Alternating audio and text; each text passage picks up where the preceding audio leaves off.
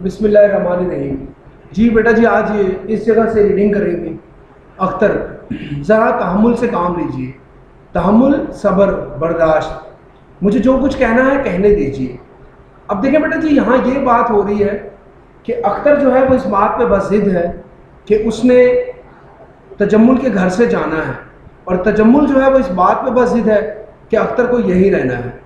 تو تجمل جو ہے وہ یہ سمجھ رہا ہے کہ اختر کو کوئی نفسیاتی مسئلہ ہے جس کے لیے اسے ڈاکٹر کی ضرورت ہے۔ تو اب جو ہے نا ان کے درمیان میں مکالمہ ہو رہا ہے۔ تجمل: تم پاگلوں کی سی باتیں کر رہے ہو، تحمل سے کام خاک لوں۔ اختر: جب آپ کو پوری حقیقت معلوم ہو جائے گی اس وقت فیصلہ کیجئے گا کہ یہ پاگل پن ہے یا کچھ اور۔ تجمل: یہ پاگل پن نہیں تو اور کیا ہے؟ آخر گزشتہ 2 سال سے تم میرے مہمان ہو۔ تو اختر کو تجمل کے ہاں رہتے ہوئے کتنے سال ہو گئے؟ تو یہ بیٹا جس کا جواب ہے 2 سال ہو چکے ہیں۔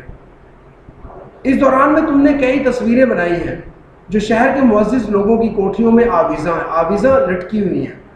ان میں سے اکثر میں نے تحفتاً اپنے دوستوں کو دی ہیں۔ تو تحفتاً جو ہے اس کا مطلب ہوتا ہے تحفے کے طور پر۔ یہ سب کے سب تمہاری ہیں، تمہاری اپنی تخلیق ہے، تخلیق بنائی ہوئی۔ لیکن آج تم کہہ رہے ہو ان میں سے ایک بھی میری نہیں، کوئی اور سنے گا تو کیا کہے گا؟ اب یہی تو وہ بات ہے کہ تصویریں اختر کہاں سے لیتا ہے، یہی تو اختر اس کو بتانا چاہ رہا ہے۔ تو تجمل جو جس کو سننے کے لیے تیار نہیں ہے۔ اختر: مجھے اس کی پرواہ نہیں کہ کوئی اور سنے گا تو کیا کہے گا۔ میرے لیے یہ کشمکش ناقابل برداشت ہو چکی ہے، کشمکش کھینچا تانی۔ اس خلش نے مجھے بے قرار کر دیا ہے۔ خلش، چبھن، بے قرار، بے چین۔ یہ فریب اب زندہ نہیں رہ سکتا، فریب، دھوکہ۔ وہ کہتا ہے کہ یہ جو دھوکہ ہے نا کہ یہ تصویریں جو ہے تجمل سمجھتا ہے کہ یہ اختر کی ہیں، تو وہ کہتا ہے کہ اب یہ میں بات واضح کر دینا چاہتا ہوں۔ تجمل: فریب، آج تمہیں کیا ہو گیا ہے اختر؟ کاش میں کچھ سمجھ سکتا کہ تمہاری اس پریشانی کی وجہ کیا ہے۔ ڈاکٹر کو تم بلانے نہیں دیتے، میں کیا سمجھوں آخر؟ اختر: آپ سب کچھ سمجھ جائیں گے، یہ کوئی معمہ نہیں ہے۔ معمہ، راز، پوشیدہ بات، بھید۔ سنیے، جیسا کہ آپ جانتے ہیں آج سے 2 سال قبل میں ایک تنگ و تاریک گلی کے ایک خستہ اور بدنما مکان میں رہتا تھا۔ تو اختر جو ہے 2 سال پہلے کس طرح کے مکان میں رہتا تھا؟ تو یہ اس کا جواب ہے کہ تنگ و تاریک گلی کے ایک خستہ اور بدنما مکان میں۔ خستہ، بھربھرا، کمزور، بدنما، بدصورت۔ بہت کم لوگ مجھے جانتے تھے، اور جو جانتے تھے انہیں میرے متعلق صرف یہی معلوم تھا کہ میں ایک مفلس، کلاش اور گمنام مصور ہوں۔ گمنام جو مشہور نہ ہو، کلاش کا میں پہلے بھی آپ کو مطلب بتا چکا ہوں، مفلس، غریب۔ میں نے بے شمار تصویریں بنائی تھی، بے شمار، ان گنت، مگر وہ تمام کی تمام کباڑیوں یا نیلام گھروں میں پہنچ کر کوڑیوں کے بھاؤ بک چکی تھی۔ کباڑیا جو ہے نا وہ پرانی چیزیں خریدنے والا، ٹوٹی پھوٹی چیزیں خریدنے والا۔ نیلام گھر وہ جگہ جہاں پر چیزیں بولی لگا کر بیچی جاتی ہیں۔ کوڑیوں کے بھاؤ بکنا، نہایت سستے داموں بکنا، یعنی سستی قیمت میں بکنا۔ زندگی اسی طرح سے گزر رہی تھی کہ اتفاقاً تصویروں کی ایک نمائش گاہ میں میری آپ سے ملاقات ہو گئی۔ اتفاقاً، اتفاق سے۔ تو اختر اور تجمل کی ملاقات کہاں ہوئی؟ تو بیٹا جس کا یہ جواب ہے کہ تصویروں کی ایک نمائش گاہ میں۔ تو آپ نے میری تصویروں میں دلچسپی لی اور مجھے اسی شام کو اپنے ہاں چائے پر بلا لیا۔ میں اپنے ہزاروں ہم پیشہ بھائیوں کی طرح غربت کی چکی میں پس رہا تھا۔ ہم پیشہ، ایک ہی پیشہ سے منسلک لوگ۔ یہ کوئی ایسی بات نہ تھی جو چھپی رہ سکتی۔ آپ نے میری حالت کا اندازہ لگا لیا اور اس بات پر اصرار کیا، اصرار ضد، کہ میں اپنے غربت کدے سے نکل کر آپ کے ہاں آ جاؤں۔ غربت کدہ، غریب خانہ، غریب گھر، تاکہ اطمینان کے ساتھ فن کی خدمت کر سکوں۔ آپ نے میرے لیے یہ کمرہ وقف کر دیا۔ وقف کرنا مطلب چھوڑ دینا، مقرر کر دینا، اور مجھے زندگی کی ضروریات سے بے نیاز کر دیا۔ بے نیاز، بے فکر، لاپرواہ، بے پرواہ۔ تجمل: ان باتوں کے ذکر کی کیا ضرورت ہے؟ اختر: میں یہ بتا دینا چاہتا ہوں کہ آپ کے سلوک نے مجھ پر کتنا اثر ڈالا۔ میں سمجھنے لگا آپ نہایت اونچے درجے کے انسان ہیں۔ دولت مند ہونے کے باوجود آپ کے پہلو میں ایک ایسا دل دھڑک رہا ہے جو انسانیت نواز ہے۔ انسانیت نواز، انسانیت کو نوازنے والا، جس میں ساری دنیا کا درد سمایا ہوا ہے، سمایا ہوا، بھرا ہوا ہے، موجود ہونا۔ آپ نے اپنے دوستوں کو بلا کر انہیں میری تصویریں دکھائیں۔ آپ نے بڑے بڑے اداروں کے دفتروں میں میری تصویریں آویزاں کرائیں۔ آپ نے میری شہرت کے لیے میری تخلیقات रसाइल और जरायद में छपवाई।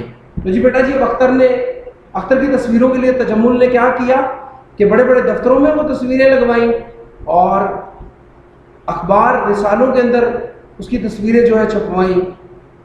तो तख्लीकात बनाई गई तस्वीरें, रसाइल और जरायद मैगजीन्स, अखबार रिसाले।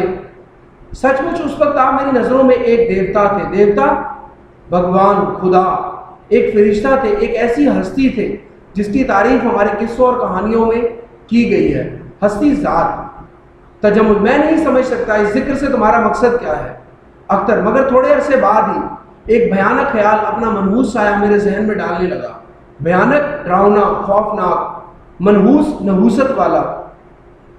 मुझे महसूस होने लगा कि मैंने आपकी ज़ात के बारे में जो कुछ सोचा है वो महज मेरी अपनी खुश फहमी है, हकीकत कुछ और है।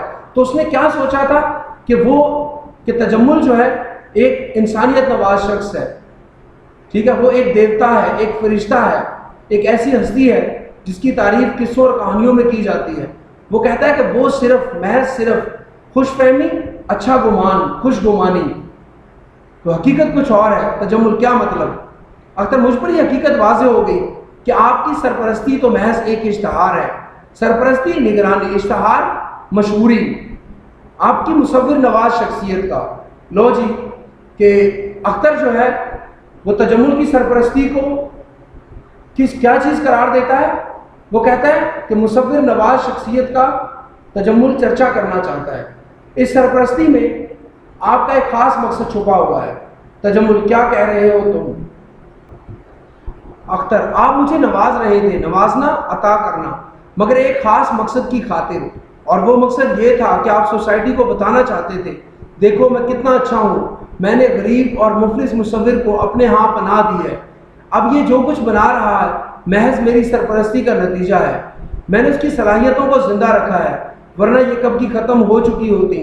जिस तरह बड़ी बड़ी दुकानों के दरवाज़ों पर इंसानी पैकरों को नहायत खूबसूरत और शफाफ लिबास पहनाकर उन्हें अलमारियों के अंदर सजा दिया जाता है ताकि लोग इन हसीन व जमील मुजस्समों को देखकर दुकानदारों के आला ज़ौक़ और उनकी शान व शौकत से मरऊब हो जाएं।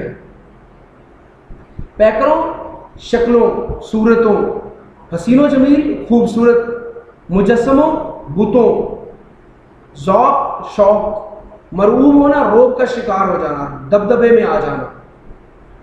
तो उसी तरह आप भी अपनी अमारत और अपनी शख्सियत की नुमाइश के लिए मेरी ज़ात और मेरे फ़न को इस्तेमाल कर रहे थे। अमारत, अमीरी, दौलतमंदी, फ़न, हुनर। तो वो कहता है कि आपने मेरी क्यों इतनी मशहूरी की? क्योंकि आप लोगों को बताना चाहते थे कि आप बहुत अच्छे हैं। आपने गरीब को क्या किया?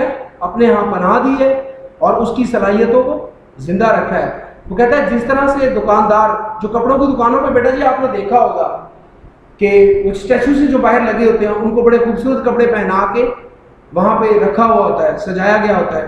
तो उसका मकसद ये होता है कि गाहक जो है ना वो दुकानदारों के ज़ौक़ और उनकी शान व शौकत से मरऊब हो जाए। तो वैसे ही जो है ना वो कहता है कि आपके यहाँ मेरे रहने का मकसद भी यही था कि आप लोगों को अपनी दौलतमंदी की शोहरत करना चाहते थे। तो बेटा जी आज के लिए इतना ही काफ़ी है। अल्लाह हाफ़िज़।